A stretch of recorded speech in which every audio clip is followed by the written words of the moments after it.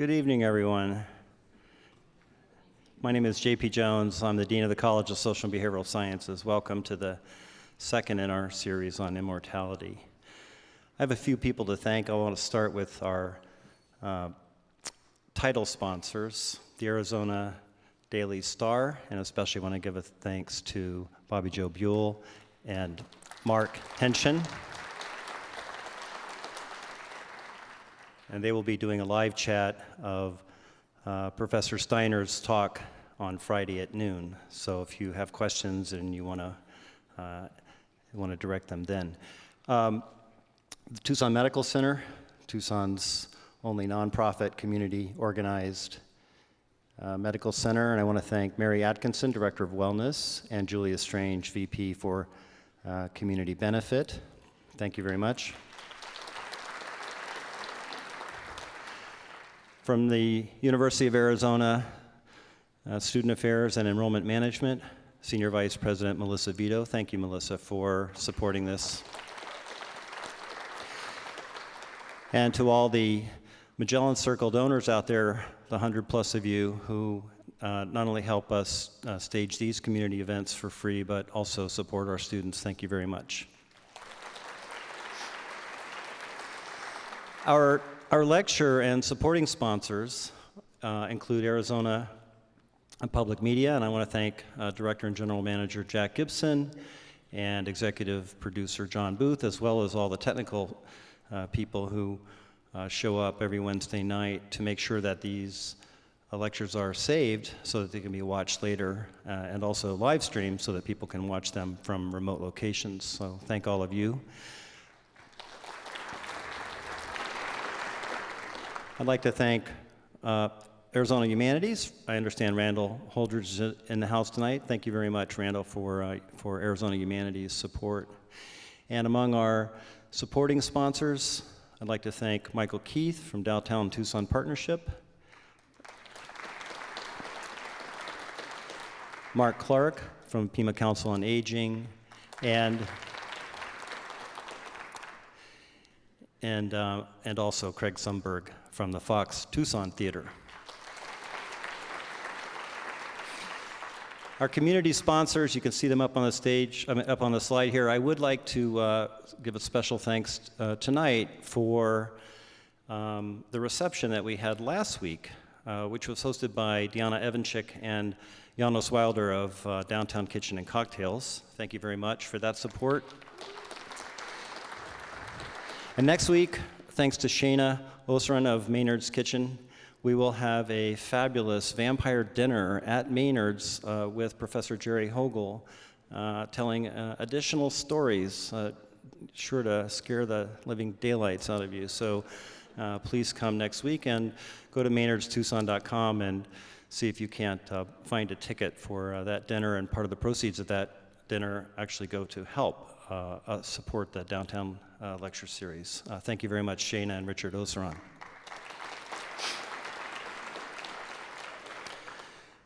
Our speaker tonight is Professor Mary Steiner of the School of Anthropology. Mary received her bachelor's in fine arts and also in anthropology, and she studied anthropological science at the University of Delaware. And so she's a classic right brain, left brain person who works in science but continues to conduct art and in her spare time. She earned her master's and PhD degrees at the University of New Mexico and came to the University of Arizona in 1994, where she went through the traditional stages of the academic career from assistant professor to associate professor to full professor. And then in 2014, she was nominated and received the award of Regents Professor of Anthropology in the School of Anthropology at the University of Arizona. And I can't tell you what an honor that is, because fewer than 5% of all the professors working in all three state institutions hold that very coveted title of Regents Professor. In addition, she is the curator of archaeology for the Arizona State Museum on the University of Arizona campus, and it's if you have a diverse audience, people don't get to the university very much, you need to know that's the Arizona State Museum and not Arizona State's Museum.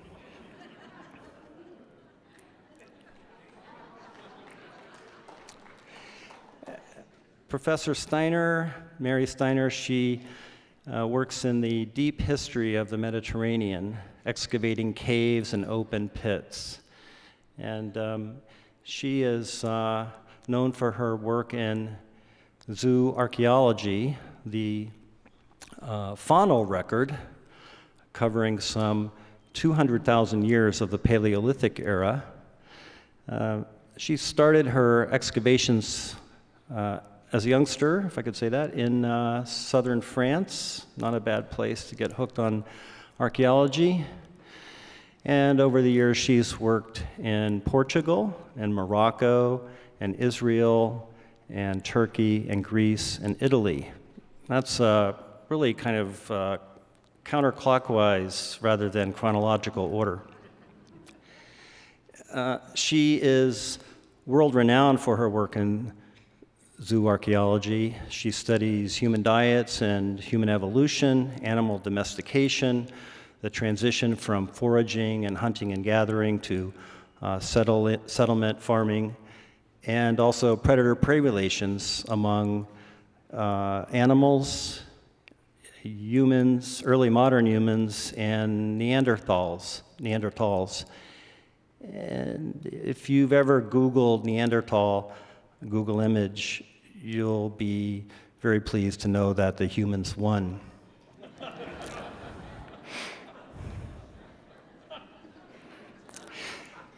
Mary is the author of over 100 articles and book chapters in 5 books, including an award-winning book from Princeton University titled Honor Among Thieves, a zoo archaeological study of Neanderthal ecology. She has brought several $100,000 worth of National Science Foundation money back from Washington, D.C. To the University of Arizona in Tucson, and she lectures continuously across the world.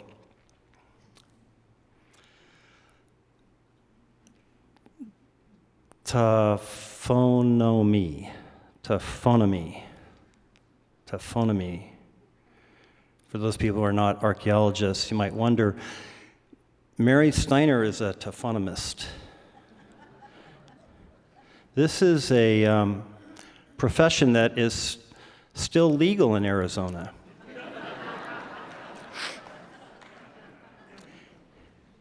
Taphonomy refers to the study of ancient remains from death and through their decay until they become part of the fossil record. And taphonomic processes include things like biochemical processes, geologic processes, climatic processes, and so on.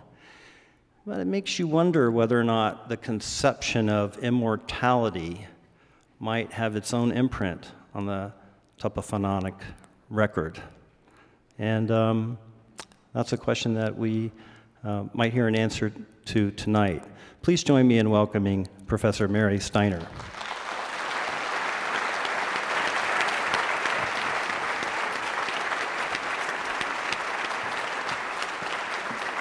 Thank you so much.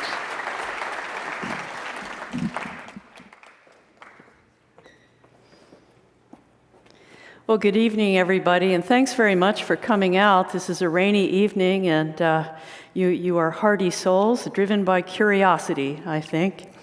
Well, this is the second lecture in the SBS-sponsored series on immortality, and each of the speakers, obviously, is exploring it in a very different way.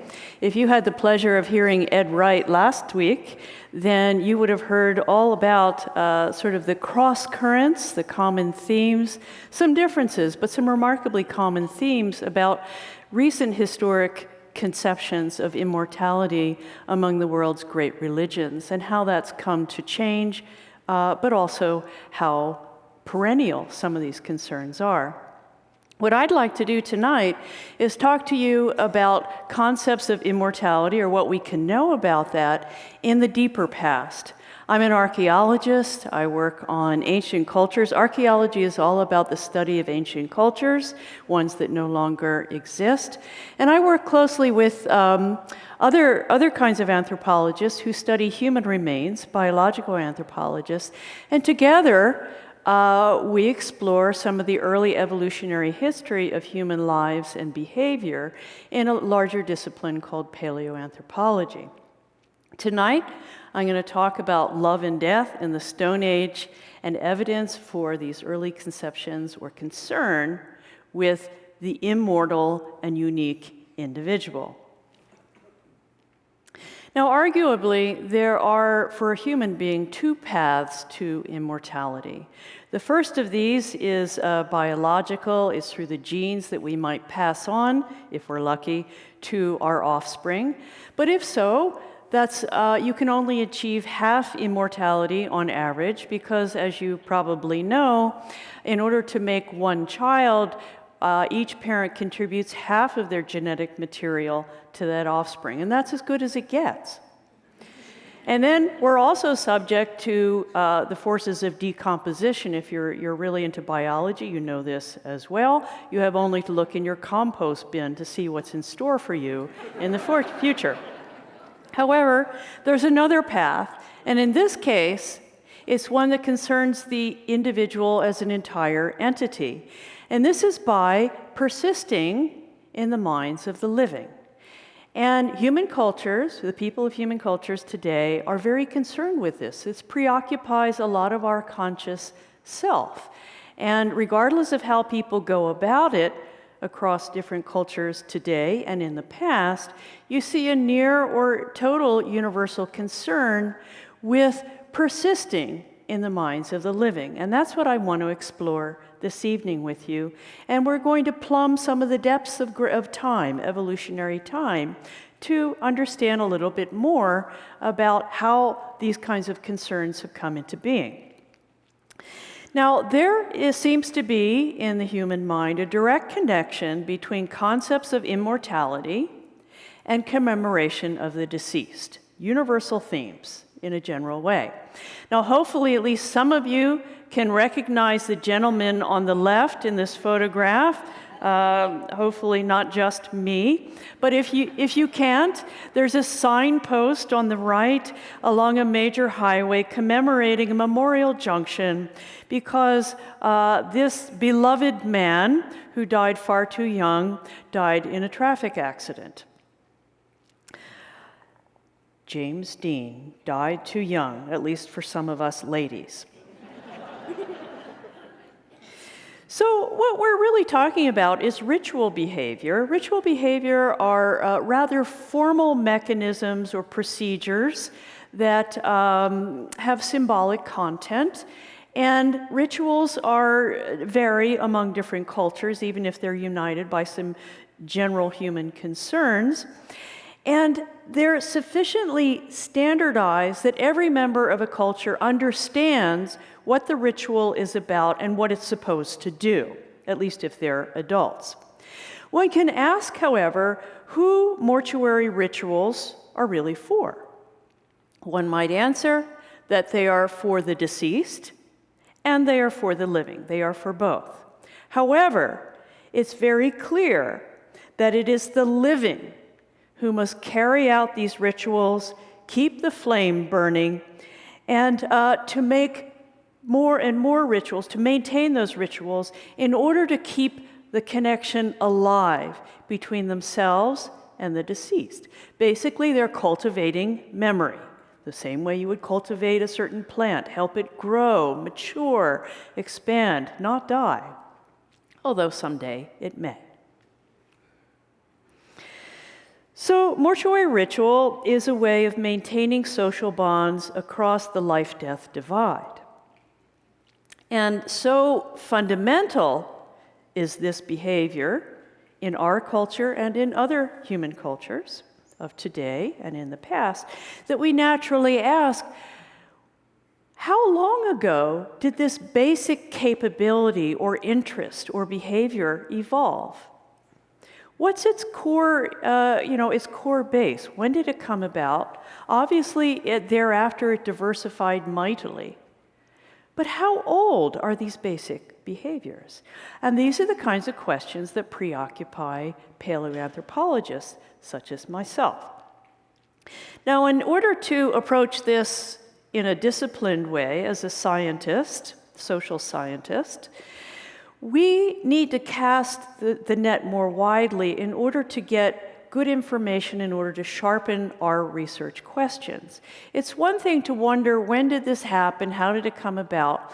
But it's also a question of how unique are human beings relative to other intelligent beings in the animal world. So, in fact, the animal world of non-human species supplies very many important insights for human evolution research. It helps us ask more accurate, more appropriate, and more intelligent questions. And who better than to look to, for starters, than one of our closest living relatives, not the human lineage, but shares a common ancestor with the human lineage, and these are the great apes. In fact, all of the apes, but the great apes. Apes are a tailless type of primate. They are exceptionally intelligent. They're long-lived. They form lasting bonds with kin. They form long-term friendships, and they're devastated when they lose a loved one. What you're seeing in these photographs are the immediate reactions to the loss of a loved one, as well as some more protracted behaviors that are also attempts to keep that connection going. On the left, you see two adult chimpanzees grieving. They are reacting to a rather sad situation in a captive colony in Scotland, where an elderly female chimpanzee named Pansy, who'd been an important female member of the group for years and years, she became very ill and she died a slow and rather painful death. And so various members of the group would sit in attendance and try to soothe her and calm her as she was dying. And subsequently, some of the individuals would sit in attendance by her body for several days after she died. It's very touching. Now, these are relatively immediate or proximate reactions to loss. We can relate to that. You can see that in other intelligent mammals that happens too. More remarkable still, however, is that chimpanzees will also engage in protracted efforts to maintain a connection with the deceased. There are a number of examples, but some of the most remarkable ones of all are seen in the wild. For example, two chimpanzee mothers on different occasions in a group of chimpanzees that lives in West Africa in the country of Guinea, in the reserve of Bossou, have lost their infants at quite a young age, although they had already bonded with them. And what the mother would do was to continue to carry the baby around, as chimpanzee mothers do, and to continue grooming that baby even as it's decomposing. Now, this is there's a certain pathos to all of this. And yet, this mother wasn't giving up. She, in one case, carried the infant for 68 days, the dead infant, for 68 days, grooming each day, caring for it, before she finally gave up. And I can assure you that infant looked nothing like a living, breathing baby by the time this was over. But she was determined. So chimpanzees grieve in the immediate sense, and they also engage in protracted efforts to keep a connection with the deceased, their style. Okay, well, there are other intelligent mammals in the world, as you well know. The fabled elephants who never forget. They are indeed a very intelligent mammal, intensely social, long-lived, form lasting bonds with kin, relatives, as well as making lasting friendships with non-kin. And elephants grieve. And they make protracted, long-term efforts to reconnect with the deceased. On the left, you see reactions to the death of Eleanor, a matriarch in the elephant herd. She died at an old age. And other elephants would fondle and touch her with their trunks, which is their equivalent of hands, very sensitive organ. And in one case, we see an individual actually kind of touching the body with their foot, pushing it a little bit to really see if she could be reawakened. So they're such an intelligent animal. Who would be surprised that they would be sad to lose a loved one? More remarkable from the evolutionary point of view and the complexity of their cognition is the fact that they will revisit dead bodies as they're decomposing, and even when all that remains are the skeletal parts of that individual. Now, you may know about elephant graveyards. These are natural places where more than one elephant may die simply because as an elephant weakens, it needs to stay near water. So you will have the accumulation over time of the remains of more than one elephant in a location. But the elephants who come back to visit are the same elephants that use that area. And they come back not only for water, but they come back to these bones. And in a number of cases now, they will come back more than once and fondle the bones. We don't know if they can recognize specific individuals, like this is the skull of Eleanor, or this is the skull of Maisie, but they know the place, and they remember the events, and they come back more than once to keep that connection. In the marine world, we have other examples, and as you well know, there are some very intelligent animals that live in the seas and oceans of our world. These are the whales, or the cetaceans. It's a group, order of mammals. And these include the whales and dolphins as well, which are really just a little whale. Now, dolphins are known to carry deceased infants or even other members, adult members of their pod after they've died, by locking them onto their dorsal fin and holding them up to the surface. Now, this is the same gesture that a mother engages in when her infant is first born. She and other members of the group will push the baby up to the surface in order to give it the life-giving air. These animals have to breathe air. So this is a gesture we're seeing in the case of a deceased member where the living animals are try to keep pushing that individual up for air, and they'll do it over days.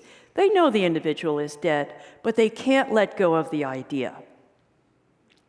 So, in the natural world, there are a number of intelligent social animals, particularly mammals, but not only mammals, who grieve when they lose a member of their group, and they engage in longer-term efforts to keep that connection alive. Now, human beings, of course, take this to great extremes. In some cultures, we may dance with the dead. In others, we carry pieces or body parts or lockets of hair with us, such as in the Victorian era. We build monuments to the deceased. We write songs about them. We do all kinds of rituals in order to cultivate and protract that memory. And here's an example that's very near and dear to our hearts in Tucson. This is the celebration of the Dia de los Muertos, Day of the Dead, the Feast of All Souls, which is coming up soon. So these kinds of behaviors are very interesting to people who study the evolution of humanity. Mortuary practices obviously have a deeper history. Some of it's harder to study than others. As an archaeologist, I can tell you that some kinds of behaviors leave behind nice preservable traces and others don't.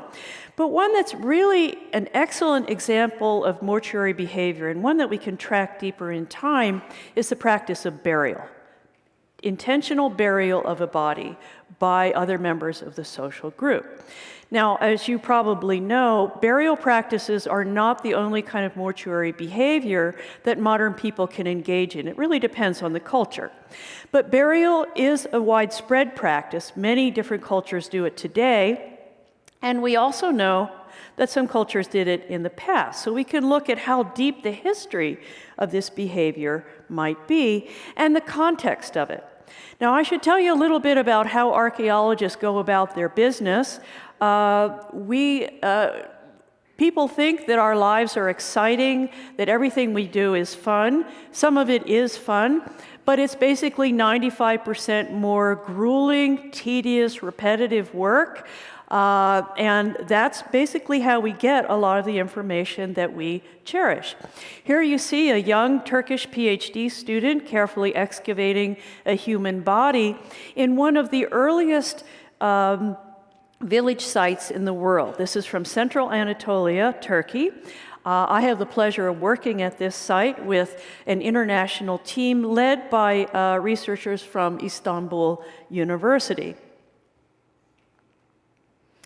Now, the thing about archaeology is most of what you hear about, if you like to read archaeology magazines, you look at National Geographic, are things found in holes. And we do find a lot of things in holes, objects. These can be human bodies, they can be stone artifacts, they can be gold rings in later periods, they can be fireplaces, they can be adobe walls, things. But the other part of the information that we look for and is extremely important to the work we do is the relationships between things, among things. The relationships in space, inside sediments, and the relationship of these things in time. Some things co-occur, some things do not. Some things never occur together, and this is some of the most interesting and valuable information that we have for answering questions, more complicated questions about human behavior. So it's not just the stuff, it's the relationships between different kinds of stuff. Okay, so let's go first to a fairly recent past. This is somewhere between 10 and 11,000 years ago. This is, as I say, the same Turkish site, the beginning of village life, the beginning of agriculture, the beginning of herding, and the beginning of communities that are truly sedentary. They're not moving around so much anymore. They have permanent villages. And what you're seeing here is a partly excavated adobe, semi-subterranean adobe house with various kinds of furniture inside it. There are hearths, there are walls, there are a adobe pedestal with a milling stone situated in it. And then in a pit to one side is a human body, all curled up, really tightly curled up. And in order to bury that body, the living punched a hole through the plaster floor, inserted the body, covered it with dirt, plastered it over, and continued to live in that building. So what they're doing is they are keeping the body within the life space of the family. They're not putting it somewhere because it smells bad and leaving it there and never bringing it back. They might have exposed it for a little while to clean it up a little. Then they fold it up and they put it in this hole. And they continue life in that building, doing all the things they would normally do, building fires, grinding wheat, sleeping, and so on, and all the other things people do inside houses. Now here's another example from the same site called Ashikla or Ankle Bone Hill. And in this case, you can see the contextual arrangement of objects inside a house. We have another human body in a little pit that was filled in with dirt and plastered over. You can see the plaster floor, which is composed of wood ash, a bit of manure in there to make it stick together, and mud. You see on the left a milling stone, which is seated at the perfect ergonomic angle for continuing to grind wheat, and it's set up on an adobe pedestal. And all of this is inside the wall. The body is kept within the space of the living. Now, if you go earlier, let's say between 30,000 and 27,000 years ago, now we're getting back into the time of the Paleolithic, when everybody lived by some form of hunting and gathering food. Meat, vegetables, mushrooms, things like that. And these people were much more mobile. They did not live in sedentary communities. They made seasonal camps, several of them during the year, and they would move among them in order to keep up with the food. Most of the food moves, they move. Or berries only ripen in certain seasons in certain places. You move to that for a season, and then you move on. But these people would come to certain places on the landscape on a very regular basis, annually or maybe every few years. They knew these places. These places became important to them. And they also began to take on a ritual importance as well. So the two graves I'm showing you here are from the Eastern Gravettian culture of Eastern Europe. And and they happen to be very spectacular burials because they have ornaments or jewelry in them, or red pigment, and so on. Most burials are not this fancy. I just show you these ones because they're fun to look at. The one on the left is an adult male in full buried in full regalia. You can see the pit that the people excavated in order to lay the body in. The bones are in the proper anatomical arrangement, and he's also got a lot of bling on there as well. So this is from the site of Sungir in Russia, very famous, 28,000 years old. And then we have another example from Austria, same period, from Krems-Wachtburg in Austria. It's about the same age, and this is two young children buried basically simultaneously. They may have been twins. We're not sure. There isn't quite enough to know preserved to know. Children's bones are very fragile. They're not nearly as complete and nice looking as the adult. And that red that you see is because each child was swaddled or wrapped in probably a leather wrapping, which has since decomposed. But the leather was painted with this intense red, which is a mineral iron pigment, red ochre, which now is preserved in the grave, and you can see that encircling the bodies of these young children. Now, even though these people were mobile, they buried most of the bodies. Most of the people who ever died were buried inside residential camps, places to which they expected to return. So again, the gesture of burial is not just anywhere. It's in the life space that will continue to be used by the people who care about the deceased. There are some burials that happened off in the wilderness. Maybe it was impossible to bring the body back. But most of them, what was important to people was to have that body near where you would continue to live. So, assuming that burial bears some connection to a concept of immortality, it's a way of commemorating and respecting the deceased, we can ask how deep in time this kind of behavior goes. And what kind of evidence do we need in order to learn about that? So we're going to look deeper in time, and I have to tell you a little bit about Paleolithic cultures in order to do this. And what I will say is that burial practices, for one thing, seem to imply that a caring about the deceased while recognizing that that deceased is a unique individual.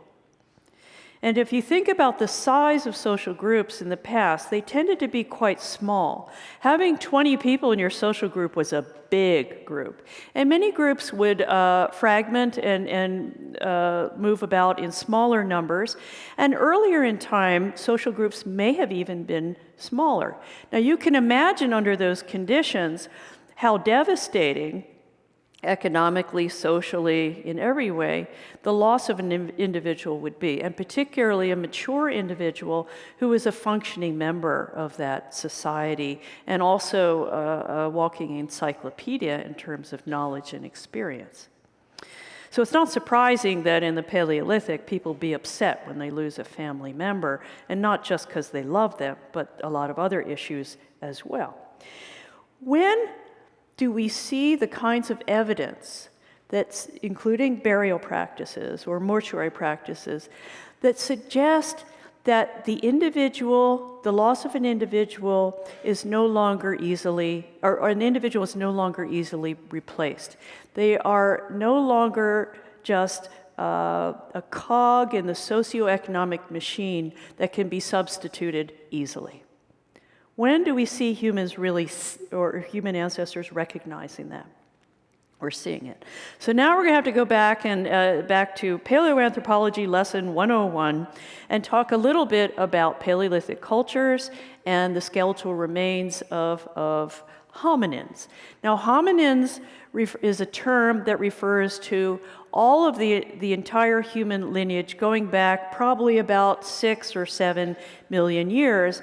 And what distinguishes a hominin from an ape is the fact that hominids, even if they have little pea brains or big brains, walked around on 2 feet habitually. They walked maybe not exactly as I am now, but something close to it, and they're comfortable walking this way. That's what defines the human lineage, and some of those hominids gave rise to our branch. Some went extinct. In fact, most of them went extinct. In the past, there were many more species of hominin running around the world's continents than there are today. Today, there is only one representative of this entire lineage, and that's us, Homo sapiens. Okay. Well, the hominin lineage definitely began in Africa and Africa only. However, and that started somewhere between 6 million years ago, continuing through 4 million years ago, 3 million, 2 million, and around somewhere between 2 and 1 million years ago, hominids continue to do very well in Africa, but some populations begin to expand and colonize adjacent areas of Eurasia. And what we're talking about are the warm half of Eurasia, Southern Europe and South Asia and Southeast Asia. Now, the early hominids of Africa were a very diverse lot and included several species of what we call Australopithecines. Try to spell that in a spelling bee. And also the first ancestors of the genus Homo. We're of the genus Homo. This is where they came from. And it's members of the genus Homo that are among those that expand out of the African continent, as well as continuing to do very well there. By about somewhere between 1 million years ago and about 300,000 years ago, there's a form of hominid that is doing really, really well in Africa and Eurasia. They had a stature similar to our own, although their cranial capacity, the size of their brain, was only about 75% on average of what a human brain is today. They were expert hunters. They had fairly sophisticated stone technology. They did a lot of things that were actually quite impressive for an early hominin. And they were at the top of the food pyramid when it came to they were a top predator, actually.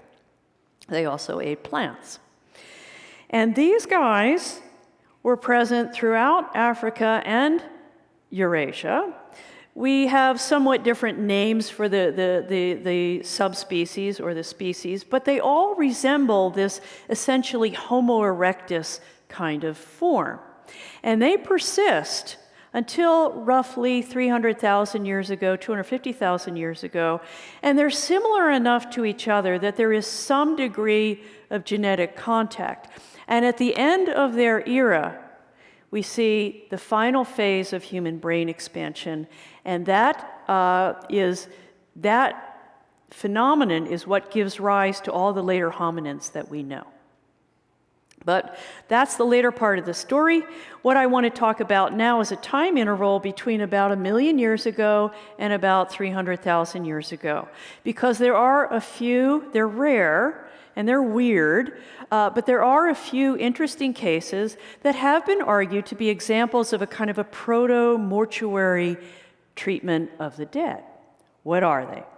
Well, perhaps the most famous of these comes from the Atapuerca caves in Spain, near the modern city of Burgos.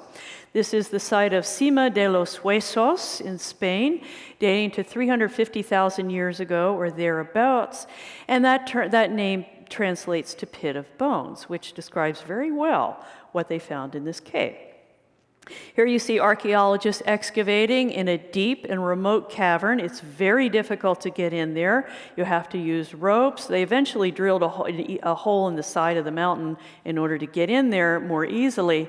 But it's definitely a dangerous, slippery, muddy kind of situation in there. Not necessarily someplace you'd want to go unless you had a good reason, which of course these archaeologists do.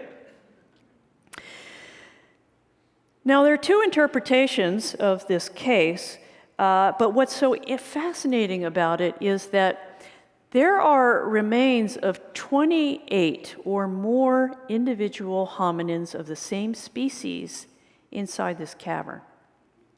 The bones are broken up, the bodies aren't entire, but there's a lot of stuff, a lot of body parts of these guys. There are other things in there too, in addition to dirt. There are rocks. There are bones of other kinds of animals, including wild horse-like animals, saber-toothed cats, etc. And moreover, some of the bones of the hominins have gnaw marks, like carnivores had been chewing on them, predators had been chewing on them. Now, how did they get in there? How did all this stuff get in there? Well, a good, well-trained paleontologist who studies fossils of all sorts will go, oh, it's a natural trap site. Limestone bedrock all around the world forms all these hollows and fissures and caverns, and by the actions of geological processes, wind, water, rain, gravity, this stuff rolls in, and it collects there, and you have a treasure trove of fossils as a result.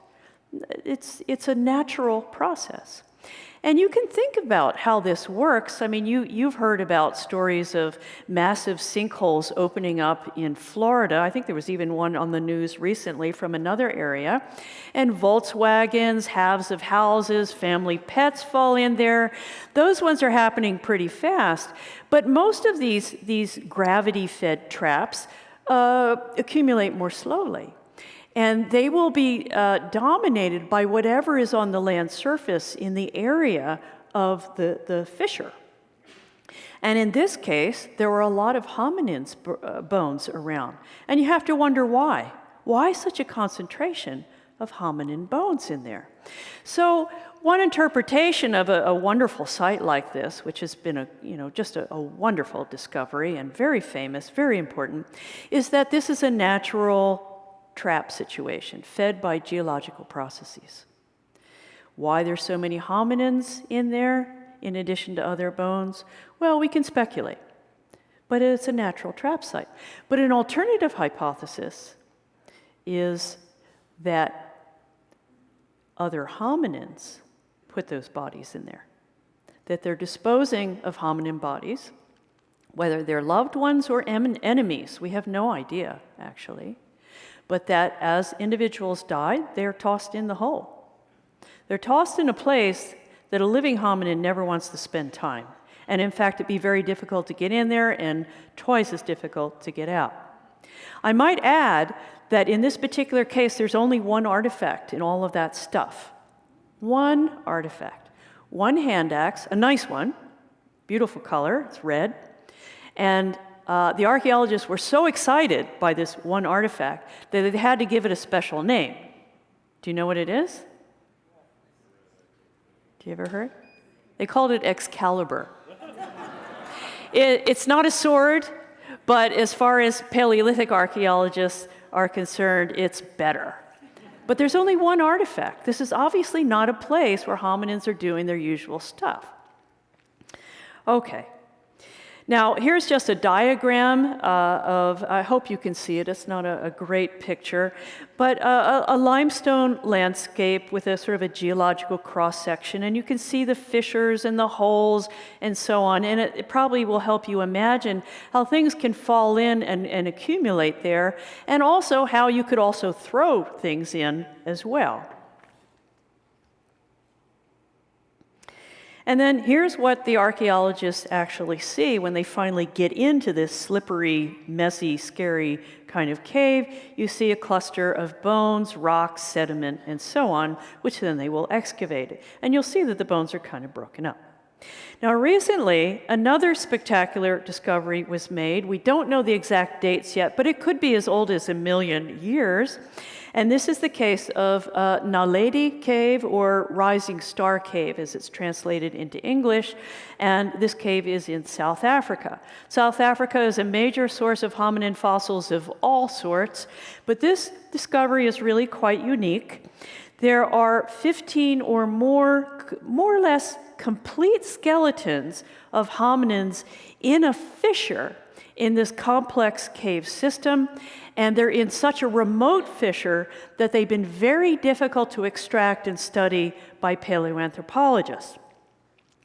In fact, these fissures are so difficult to get into that the paleoanthropologists working on this site had to advertise around the world for experienced cavers who had good experience, but the other qualification is they had to be really small. So they ended up finding 6 small-boned women to help them rappel down into these chambers, get down, and actually excavate the material and bring it out so that it could be studied. Here are some of the remains. These are just some of the skull fragments. They're not in perfect condition, but most of the body parts are there. And what's very peculiar about this site is that it's a little harder to say it's just a natural geological or paleontological trap, because there are not many bones of other animals, and of course there are no artifacts, and the bodies are really quite complete. So other interpretations come to the fore. One is possibly that these guys that were in there were the victims of a freak accident, and there's some kind of catastrophic event that washes them in. Or they're actually hiding in a crevice from somebody or something, and they can't get out. Frightened by an electrical storm, there's an earthquake, who knows? But another possible interpretation is that, just as they've suggested for Cima de los Huesos, that at the Rising Star, or Naledi Cave, that other hominins were throwing the bodies in. They're disposing of those bodies in a friendly or possibly unfriendly way. Now that's possible, but there is the problem of it's so difficult to get in and out of there. It's hard to imagine how hominins in the past would do it any better than we do it now. Now, of course, the cave system could have changed a bit over 1 million years, but it's always been a slippery, crevice, difficult, dangerous place. So there are some lingering questions here. But even if you take this case at face value and you accept the idea that this could be intentional disposal of the dead one after another, all of the same species, we still have to note that the bodies are being put in a very scary, unfriendly place where hominins would not like to spend their time while alive. That's really different than what I'm going to tell you about next. When do we see a treatment of the dead that becomes a powerful and consistent symbol? It's something that's regularly practiced and seems to indicate an attempt to bridge life and death, to keep that connection alive. And quite often, one of the reflections of that is keeping bodies close to where you're going to spend time in the future. Because you don't want to forget, you don't want to lose contact, you want to keep it. So in order to explore this, we're going to look in a somewhat later time frame. We're going to start with late Homo erectus, who didn't bury their dead as far as we know, but they did some other interesting things. And we're going to continue into the later part of the Pleistocene. Now in Africa, and we're going to ignore Africa in this particular discussion for a little while, but in Africa, during this time, we see evolving out of a Homo erectus-like looking thing, we have the earliest representatives by 200,000 years ago of Homo sapiens, and they are our direct ancestor. They came from Africa. Meanwhile, something very similar is going on the Eurasian continent, but we have a slightly different version of humanity evolving here, a little more robust, a little more craggy, some differences in culture as well, and these are called Homo neanderthalensis. These are the Neanderthals. Now, what these guys have in common is that they both are the product of some radical brain expansion, which tells us that maybe 500,000 years ago, they both emerged from a common ancestor, some kind of Homo erectus kind of thing that undergoes increase in brain size. And I'll revisit that point in a minute.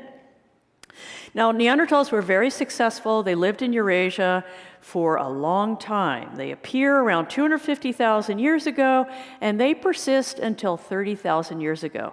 In evolutionary time, that is success. And they were really good at what they were doing. They were top predators in Eurasian ecosystems. They were intelligent. They were social.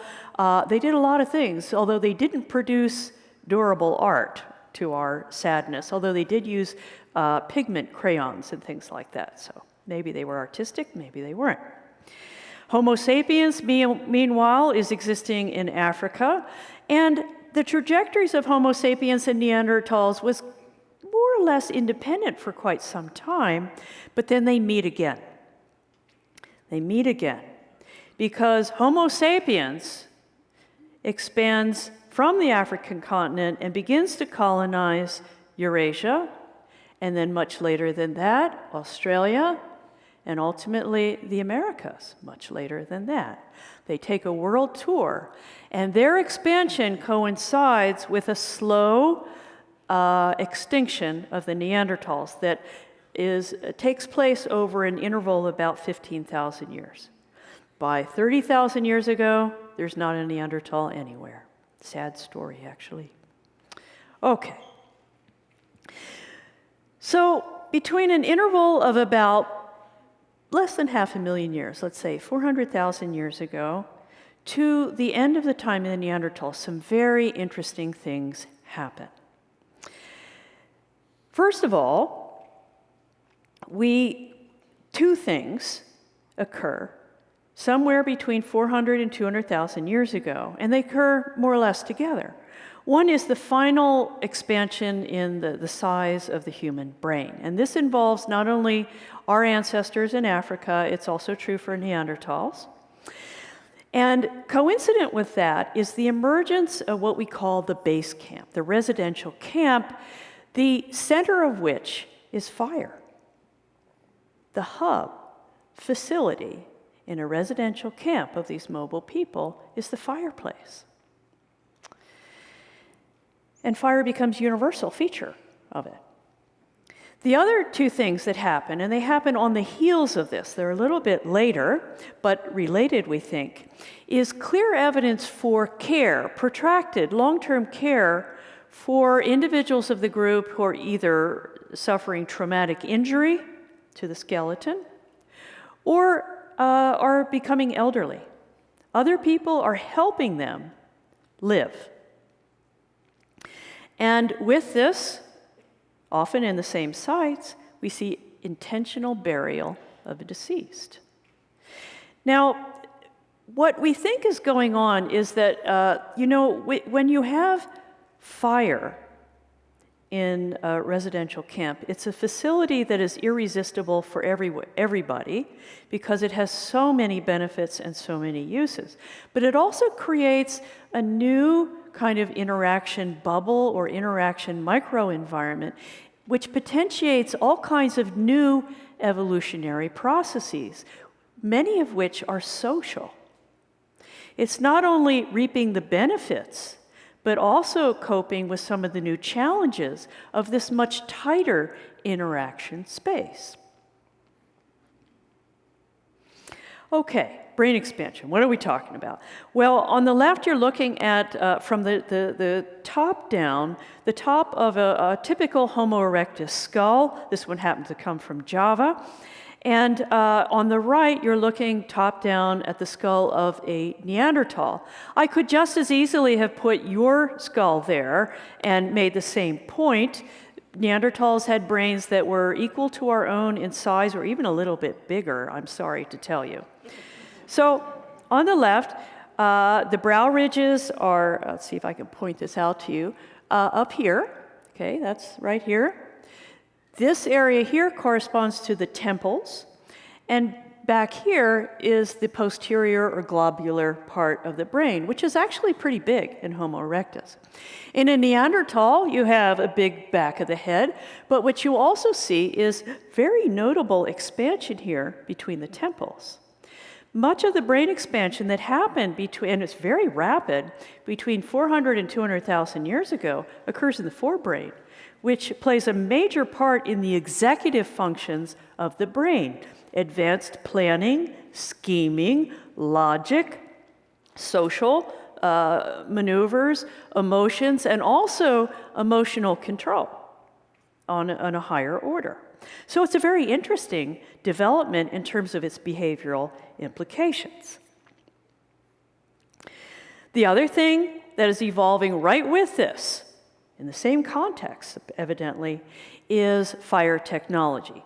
Control of fire is essentially a technology, has many requirements in order to be successful at it.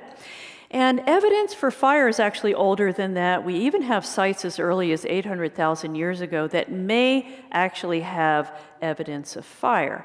But what's interesting about fire in the interval I'm talking about is it becomes very widespread. In other words, everybody's got it, and they have control. They can make the fire when they need it.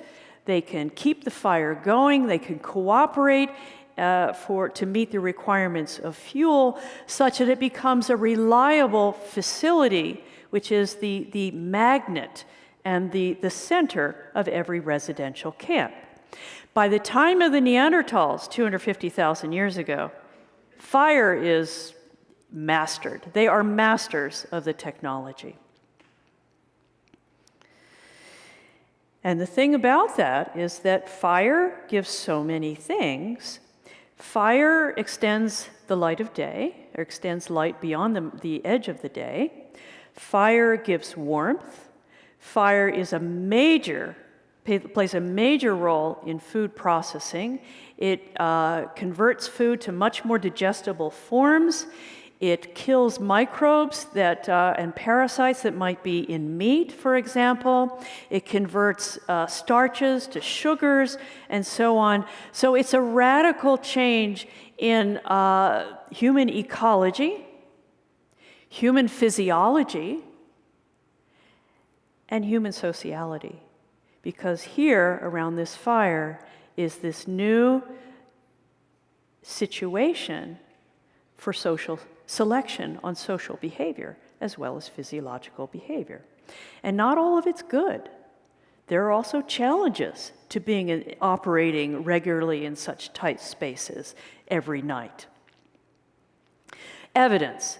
Well, when I talk about these things, I love to show you some evidence. I won't bore you with the 95% grit and boring part, but show you some of the creme de la creme that we occasionally find. So here's an example from Israel. Both of these are actually from Israel. Kesem Cave, which dates to the time of late Homo erectus. The level you're looking at here is about 360,000 years old, dated by radiometric techniques. And you can't see it too well in this slide, and I apologize for that, but there's a kind of a gray smear in the center here. And when we look microscopically at the traces there, what we find is preserved wood ash, which has a characteristic chemical signature.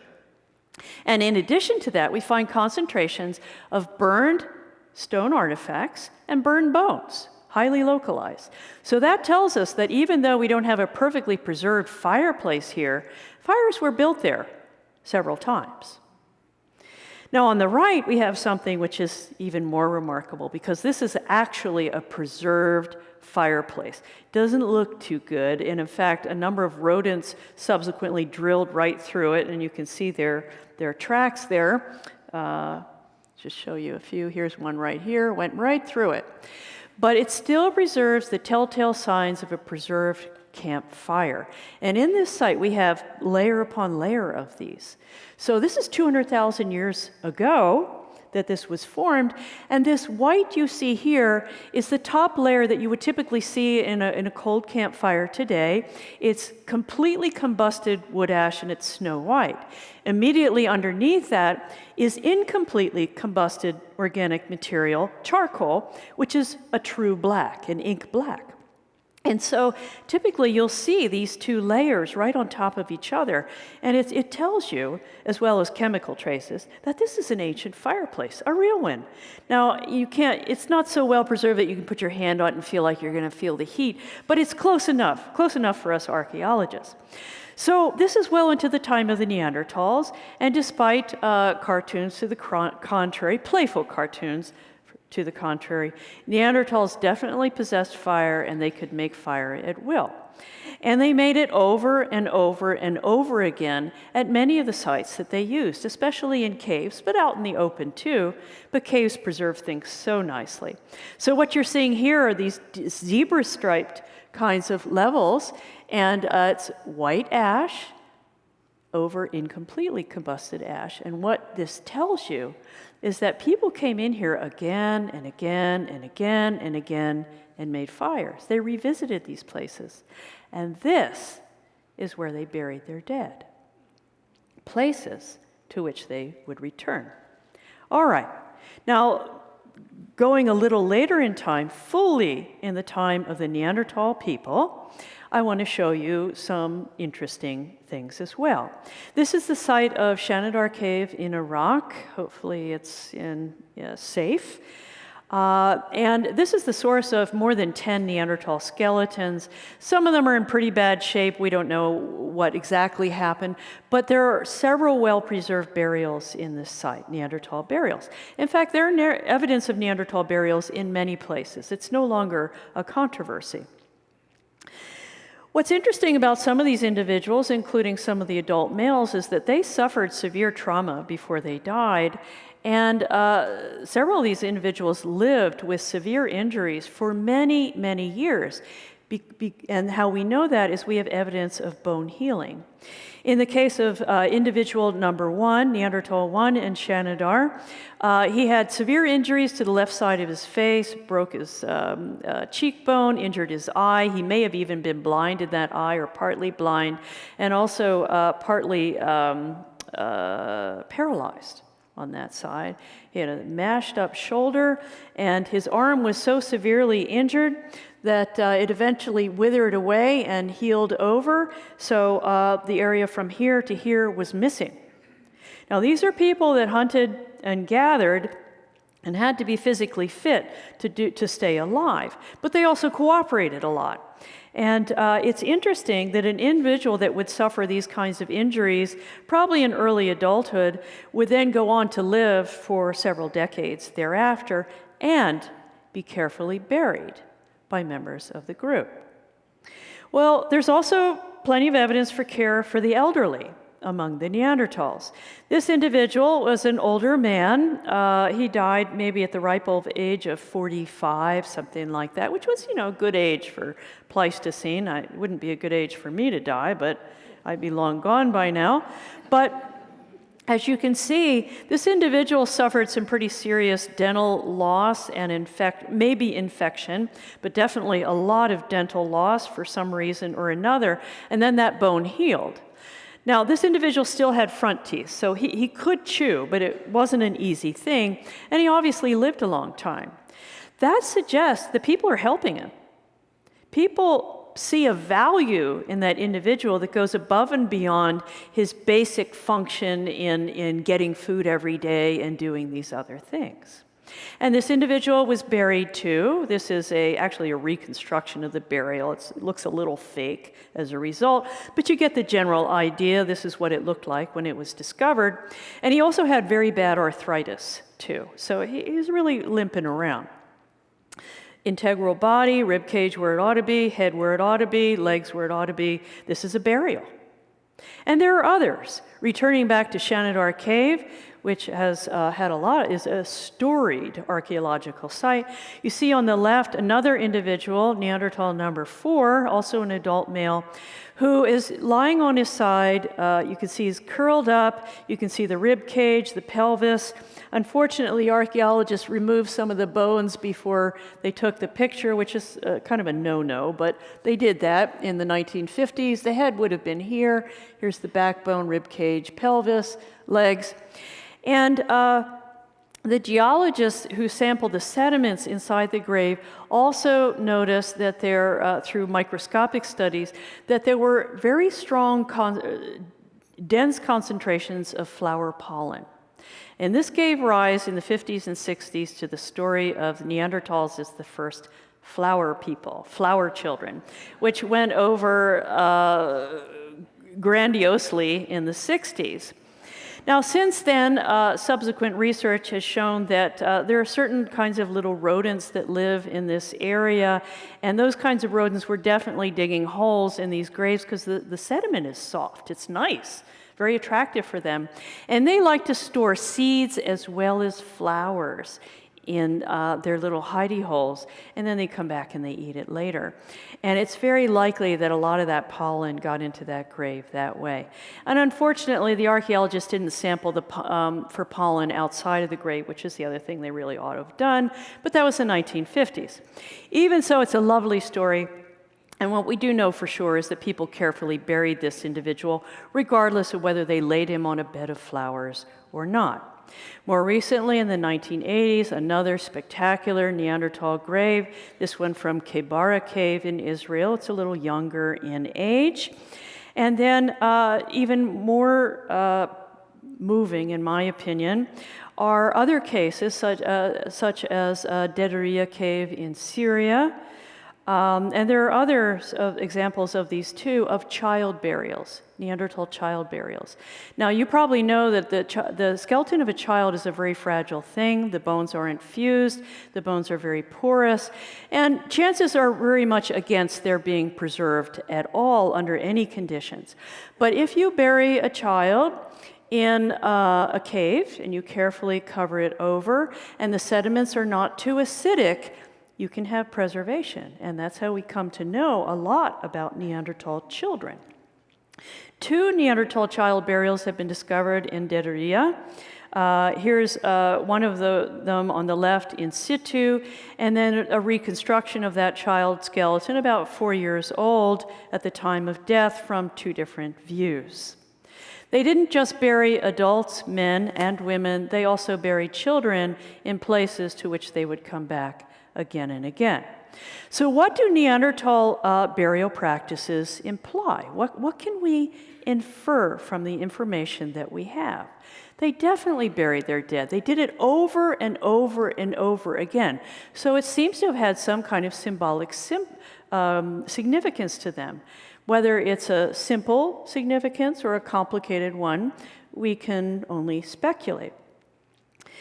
Did they bury their dead simply as a practical matter of protecting a loved one's body from scavengers? Well, yeah, probably. They lived in ecosystems where, alongside of lions, tigers in some other areas, leopards, spotted hyenas, which are the ultimate grave robbers, wolves, and so on. There's a lot of reasons to try and protect a body rather than seeing something terrible happen to grandma's body. You definitely don't want your kids to see. So maybe that it makes sense. It can't simply be disposal, because if that were the case, you're trying to get away from a decaying body, don't put it in the camp. Don't bury it there. Put it somewhere else. But they insisted on putting most of the bodies keeping them within the social space of the camp. Was burial a way of alleviating the immediate grief, a social ritual that helps ease people through the emotional loss that they're feeling when they lose a member of a small community? Probably. Sort of puts people in autopilot. It's a way to get through things. Does it also indicate some kind of conception or belief in afterlife? Well, if the gesture is about keeping the dead among the living in some symbolic way, then it does imply some kind of rudimentary conception of life after death. How complex that belief is, we don't know. We know we're dealing with a type of humanity very similar but different from ourselves, with a size of the brain equal or larger than our own, so it's hard to believe they didn't have some pretty complex feelings. And it's kind of interesting that it's among the Neanderthals, our cousins, our extinct cousins, where we find the first evidence of this kind of behavior. It wasn't us. It wasn't our idea. It was somebody else's. Okay. So paleoanthropologists have, the pendulum has swung back and forth about the so-called humanity of the Neanderthals, the humanness, because they're not us. So it's, we think less. They must be less. They're not us. They must be less. Now we realize they were different, but the less part we're having to give up. Now, early reconstructions of Neanderthals really pictured them as either basically an archaic human, very intelligent in some cases, or more popularly as a kind of a sniveling, dithering kind of husk of humanity that could barely remember to put the skin on when they went outside, clung to their tools as if they're not sure how to use them, basically holding them like they would hold a baby, and not at all intelligent. As we've learned more and more about the Neanderthals, we've come to see them in a very different way. Yes, they had a craggier face and a more projecting face than human beings today. And they had a more projecting face than Homo sapiens, 200,000, their contemporaries in Africa, Homo sapiens in Africa. But in many other ways, the important ways, I suppose, they seem very human to us. And thus, our conceptions, the way we reconstruct them, artist depictions, this is a reconstruction, an artist reconstruction of a Neanderthal face based on knowledge of physiology. We don't know what color their hair was. We don't know if they braided it or not, actually. But they look very human, and they should. In fact, this one looks a little bit like a professor I know, and it reminds me of a website that's called Professor or Bum, and you will sometimes see people you know in academia on that website. Well, we know that professors are very intelligent, maybe not biologically, because not all of them have children. That's an issue, at least in my generation. But, sensible people. So coming back to the core theme here, immortality through remembrance, the cultivation of memory, here's what my best friend in life has to say about that. Actually, he said two things, and let me tell you the first thing. He couldn't be here tonight. He's in Morocco, but he said, now, Mary, don't forget the first T in immortality, or it's going to have to be a different lecture. The other thing he said, and this is a little bit more serious, and I love this. He said, we can all live forever through the differences we make in the lives of other people. That's a direct quote from Steve Kuhn. And evidently, the Neanderthals thought so too. Thank you very much. Thank you all for coming.